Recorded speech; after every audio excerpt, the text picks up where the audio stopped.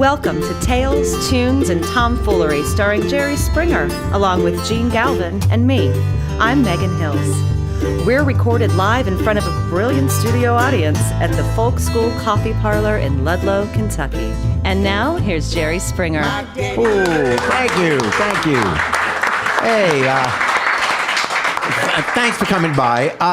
Gene, before we get started here, what is the latest with that? Didn't we have a celebrity hotline? Is anyone calling on that? We have a celebrity hotline that's on the website. I've given out access codes to celebrities and agents. I don't know people, but I know people who know people, and that's how I'm getting that out. And by the way, we got one. Do you know who Sarah Palin is, Jerry? Do you know? Have you heard of her? Yeah, I know. Well, she was governor for about 40 days or so up in Alaska. I'll tell you, she lives close to Russia. Well, now Jerry, that's funny that you should mention that because she left a message on the celebrity hotline that sounds like maybe she's been through Ludlow. David, maybe if you'd play what Governor Palin says. This is Governor Sarah Palin. The last time I was in Ludlow, Kentucky, I stood on the banks of the Ohio River and yelled, "Hey, I think I see Russia from here." But then Todd pointed out it was actually Cincinnati. Well, see, there you go. So she thought... She's calling this show. She called. Well, she called, left a message, and here's another one we got. This is kind of interesting, I think, because I know you love politics, I love politics, and I love innovation. Yeah. So there's a guy named State Senator Tip Kemper. He contacted us. He beseeched me, worked me hard, had his staff really working me. Could he be on the show? He can't be here, but he wanted to visit us over the phone. And he has a bill that he says he's got the votes for. He claims he's a really good vote counter in politics. Yeah. I think we have him on hold, do we not, David? We do.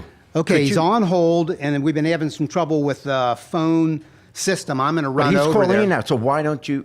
I'm going to go work that out, and then you're going to be able to talk to him, and I'll be back. Taking a call during the podcast. Let me go deal with that. Do we have this kind of technology? I had no idea. I have no idea. I know you don't know. It's two cans with a string. Exactly. It's like your flip phone.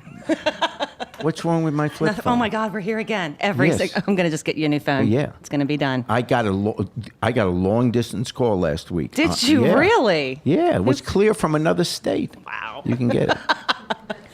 So you'll let me know when we have him on the phone, because I don't want to tie this up too long. But Yeah, we're going to get that. And did we get any other celebrities calling in? That was it? I think Sarah Palin's got some time on her hands. Well, yeah. What is she doing? I have no idea. She's not running, is she? For a comedy standpoint, though, wouldn't that be delightful? Oh, it'd be wouldn't that be unbelievable. great? We could talk about that for days. Yeah. Days. Get her and Hillary again. We forget, like for 1 or 2 weeks, she was it. She was. She was going to beat Obama. Uh-huh. I mean, really. Oh, I know. I remember. August of 2008. Very we thought, frightening time. my gosh, where did they find her? Because she seemed so legit and everything. She did. Yeah. Do you remember the leather vest? She did all of her interviews, and she had the leather vest on with the America pin. I've got those pictures all over my wall. Oh, God. Inappropriate. Just seriously inappropriate. Yeah. Wouldn't be the first one screwed by a Republican. That's a joke.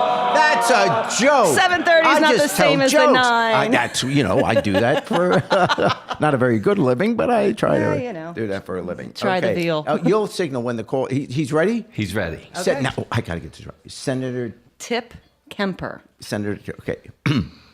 Hello, Senator.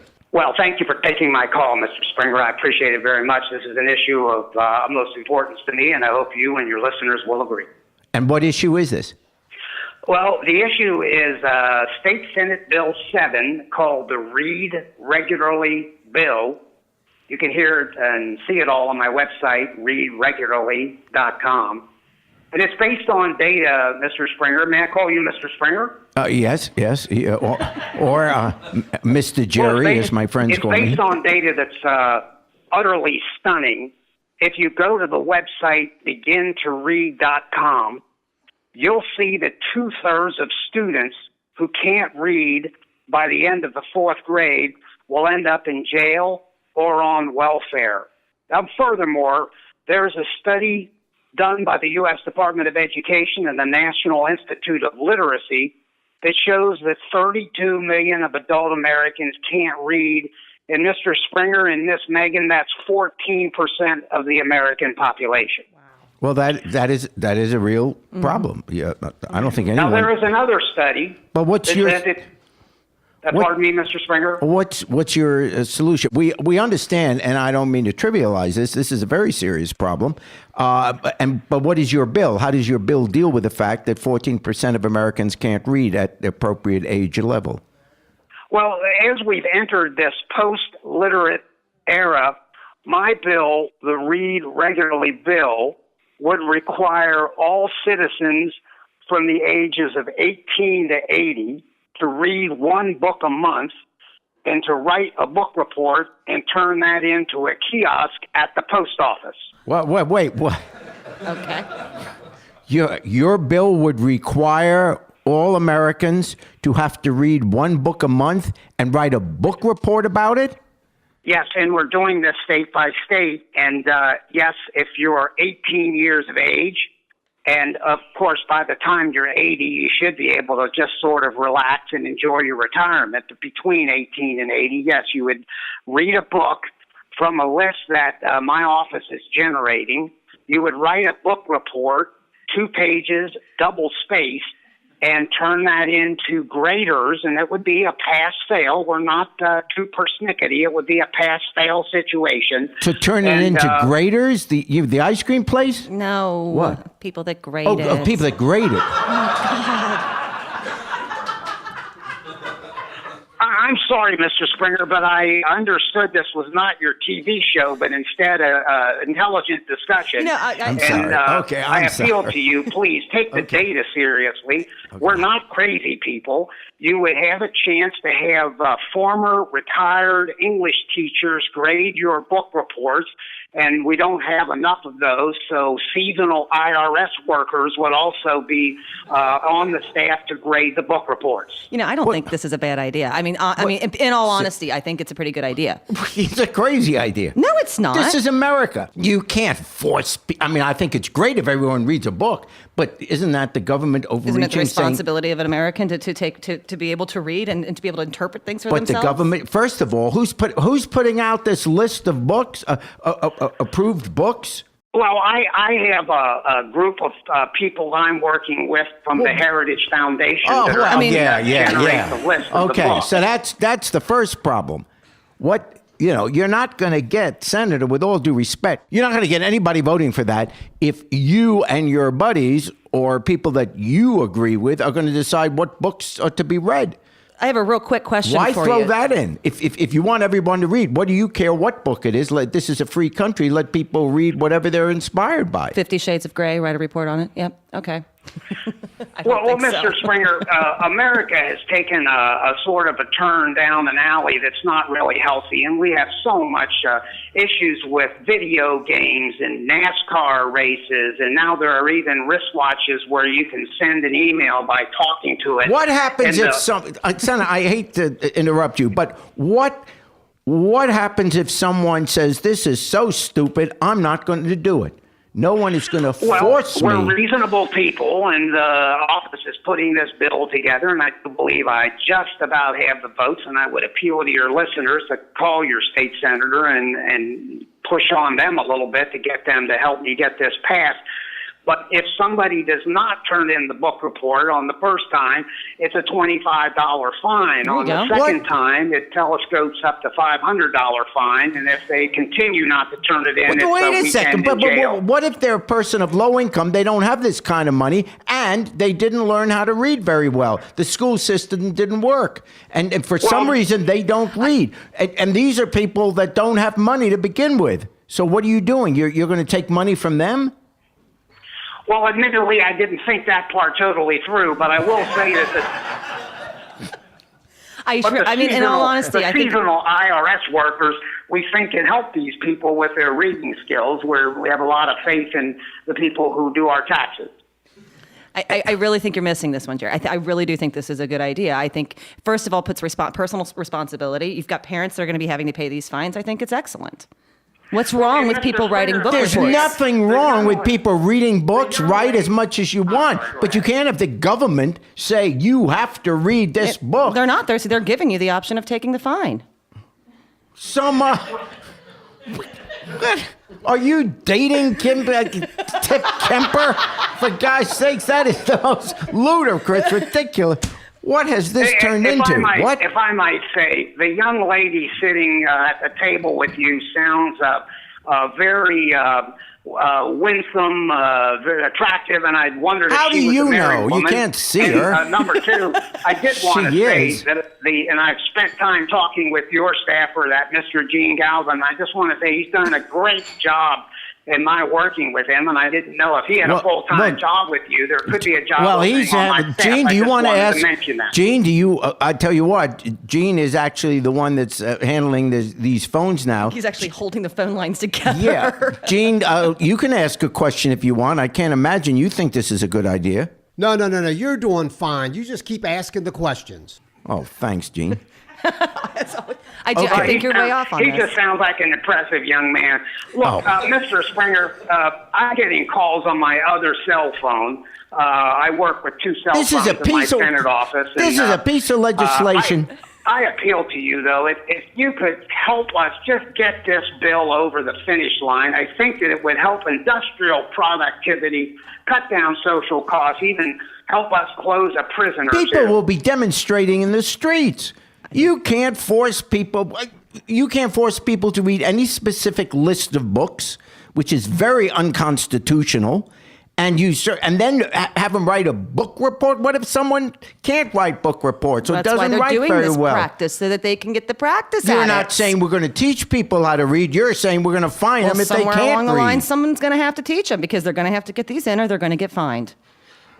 Mr. Springer, you seem to be making this harder than it needs to be. I agree. I totally agree. I remember my English classes. That's difficult. Is that what this is? Sit down and read it and write a gosh darn book report. I'm telling you, you should see, in all seriousness, when I look at the resumes and things that are coming in across my desk every day, it is atrocious. It is absolutely frightening what's out there. People are using numbers. I have received resumes with the word 4 as the number 4. I have seen weekly things like this. This is not the worst thing that could happen to our country. I totally agree with you. I totally agree with you. No one here is suggesting that we don't have a real problem with literacy. We don't have a real problem with education. At least he's got it. At least he's got an answer for it. No, At least there's he's got no a solution. plan there saying how to teach people to read, how to get people to do that. It's just you have a fine if you don't write a report. Yeah. Which, forget the freedom issue. There is a constitution, but even beyond that, it's not practical because people that can't read or can't write, how do they write a report? And they're the people who probably don't have a lot of money, and they're the ones you're fining. Probably get them to read quicker, though. How long have you been a Republican, Senator? Well, I was born a Republican, and my father was a Republican. My grandfather was a Republican, and I'm happy about that. The only thing I would ask is and you're raising some questions I really hadn't thought about. I'm not particularly well known for sitting down and really using a lot of logic. I don't have a high education, and I'm wondering maybe if I can't get this one across the finish line, maybe if there could be some support for doubling the pay of state senators. I don't know. I'm just now blue skying here. Senator, I want to take this opportunity to thank you for your being with time. us. It certainly has stirred some conversation. Mm-hmm. I think I might get fired. Thank you for taking my call, and if you could, Mr. Galvin could leave the phone number, my phone number, for that young lady that I'm hearing. Okay, and that's about all the time we have for now. All of a sudden, I'm a pimp. What does that make me? Excuse me? Thank you very much. Someone else is complaining of all of a sudden. All of a sudden. Okay. Wow. Oh my gosh. Yeah, that's pretty crazy, wasn't it? That guy, I was struggling with the phones back there. Thanks for finally getting me. Yeah, if you get it off mute, sometimes that works. Yeah. Oh, that's one of those mute button iPhones. right They work there, very well. Wasn't that the stupidest idea you ever? I mean, let's be honest. Ridiculous. It is You absurd. I think you're can't way off make base. people, I really do think you're way off you base. You on can't make this. people read books. Hey, we have a group tonight. Yes. Always have great groups. And this is the Rubber Knife Gang, and they're going to do a song for us. Then we're going to chat about it. Yes. Thank God they chose rubber.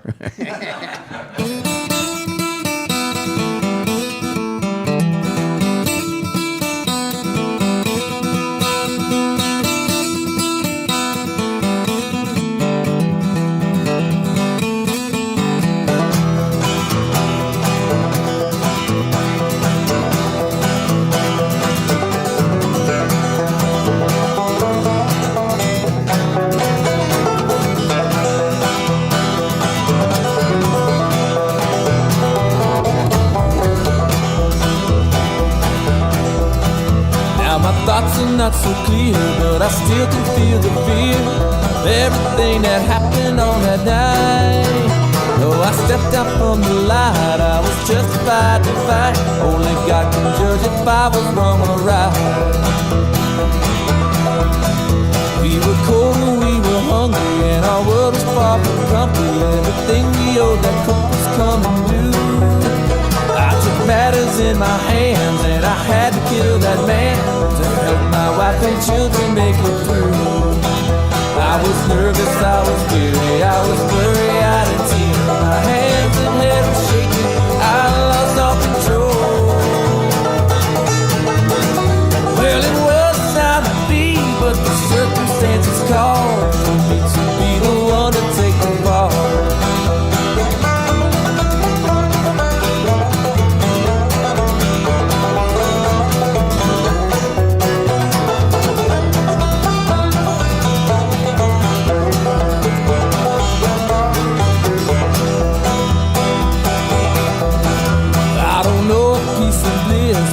Devil sure exists. He guides me by my hands when I get lost. So I left my problems dead and I paid them off in lead. But I'm not sure who paid the higher cost. I was nervous, I was weary, I was blurry-eyed and teary. My hands and head were shaking, I lost all control. Well, it was not me, but the circumstances called for me to be the one to take the ball.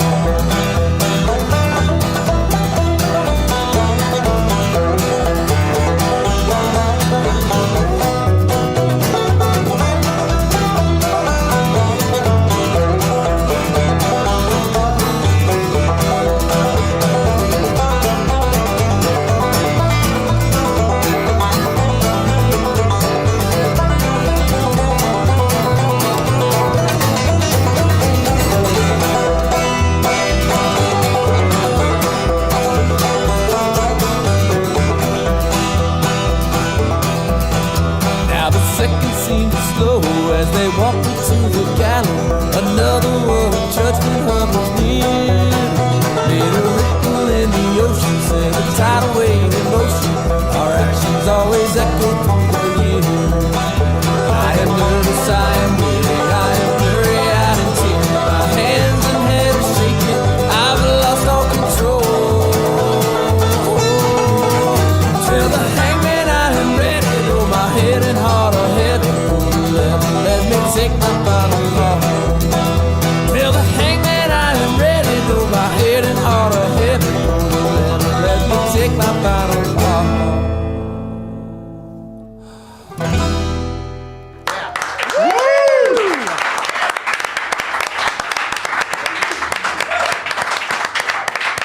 That's the Rubber Knife Gang, and let me introduce them real fast. We've got John Oakes on bass. Thanks, John. John. Hank Becker on the clawhammer banjo. Good job. And Tom Wilson on guitar. By the way, who wrote that? It's a song kind of about the despair that comes with being poor and trying to get out of that situation. Excellent. And you guys are performing, well, you've got a new album out, correct, called Broken Lines. Yes, sir. And Jerry, that style of music, Jerry and I have been around folk music forever. So we were listening to folk music in late 50s, early 60s. We got out of college in 65, so that gives you an idea. And that was the music at the time. That song you just sang, that style, that music, sounds a whole lot like Limelighters, groups that were back in that time period. I don't know if you guys ever listened to any of them. I have. That's a compliment, by the way. That's awesome music. Yeah. That's very, good very music back then, and this sounds real close to it. Do you guys know that style of trios? No, I grew up listening to some folk music from my parents, but those don't ring a bell. All right. What's interesting, and we've talked about this before, is that what makes the music timeless is you weren't copying someone else's music, but you were reflecting life in the current time. Yeah. Which is what folk music does. It's the music of regular folks. It's not an industry that writes the music and says, here, perform. It's, we're going to make many millions of dollars on it, and we're going to promo it and all that. This is real folk music coming from the fields, from the coal mines, from wherever you had to live with the feeling of poverty. It's raw, yeah. It's raw, and that's why it is timeless, and that's why you can call it, you explained to me that they were calling it roots music now. Yeah, roots music. And we called it folk music. Wouldn't it be nice if the next generation, there wouldn't be songs about poverty and, But we're counting on this music passing on. It is passing on because, well, look at the generations you're talking about here, our age, your age. By the way, what caused you guys, I'm betting when you were in high school, you were listening to alternative music, or were you? What got you into this style of music to write and to perform? I don't know. It's just it felt comfortable for us. I think as a group, or individually, we all like it. How long have you guys been together as a group? I think going on 8 years now. Yeah. It's our third album.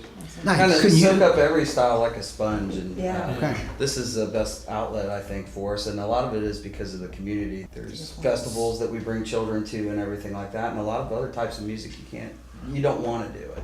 Yeah, We want to bring the kids up with this stuff. Yeah, and you would do, I mean, it's your own decision, but with what is currently going on now, for example, and we'll talk about this on another podcast, but with the battle for minimum wage, for example, these rallies where thousands of people are showing up. I remember when we had the civil rights marches and when we had the anti-war movement during the 60s, they were accompanied by the music that reflected the message we were giving. So, find out where some of these demonstrations will be taking place, show up with your instruments, and I'm telling you that, that becomes the music of the movement, Right. which is how we communicate, and that gets people feeling it. It's, I dare say, the civil rights movement had a lot of people coming to it because they were initially attracted by the music. And the feeling and the message made sense, and all of a sudden, we shall overcome, Well, and it's simplified and it's universal. You put it in a universal good music. It's better than any speech given. Mm-hmm. So show up at Well, these a lot of rallies. times when you're working so hard, it's hard to have a voice. Yeah. So this is Very one true. way to There you go. Well, John, Hank, and Todd, thank you very Yeah. much for singing this music at your age, man. Keep doing it. And can you take us out on Good Night, Irene? I'll try to help you guys out. Yeah, we got some help on that one. You've been listening to Tales, Tunes, and Tomfoolery, sponsored by the Folk School Coffee Parlor in Ludlow, Kentucky. Thanks to Patrick Kennedy for writing our opening song, and to you for listening. Hope to see y'all again real soon.